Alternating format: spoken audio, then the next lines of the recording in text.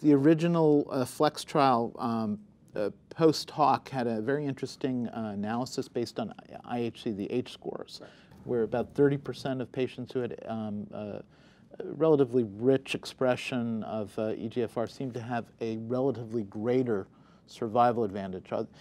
You mentioned that IHC was not required for entry into the SQUIRE trial, but is tissue being collected for H-score analysis? Actually, tissue was mandatory.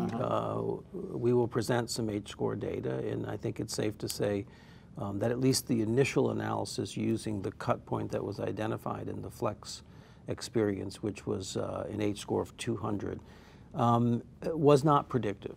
But that analysis is still ongoing, and so we'll need to refine that a little bit more to see if one can use protein expression as a predictive aspect of benefit from necitumumab. And necitumumab schedule is similar to cetuximab? To day 1 and 8. So skip the day 15? Correct.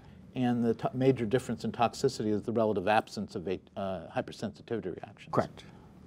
But is there anything in the design of necitumumab that makes you think the efficacy should be different? Or do you think it's because this was done in a squamous population? That's a great question, because the trial that was done in the non-squamous population called INSPIRE had 2 issues. One, it was a negative trial. But the second issue was that there was an excess of thromboembolic phenomenon that led on the NESI arm that led to the premature termination of that trial. So it never met its accrual goal.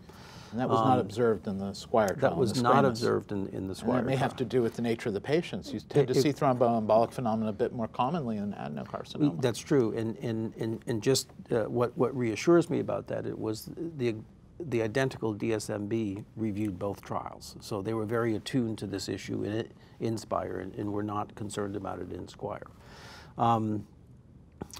It just may be that the target may be more important in squame than it is in non-squamous, which may be a more heterogeneous group of patients. So really, for the first time in many years, more than a suggestion, a squamous specific trial showing a survival advantage.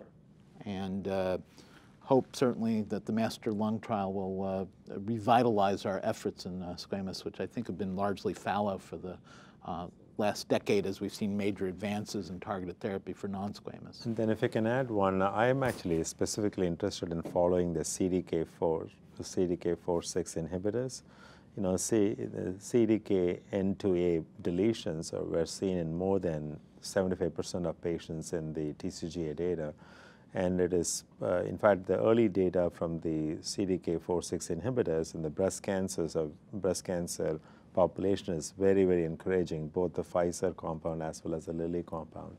And I do think early data suggests that this may be a very good drug in squamous cell patients, and studies are ongoing to assess that. I think some preliminary efforts will be reported. Preliminary efforts. I'm really actually, I'm looking at that very carefully.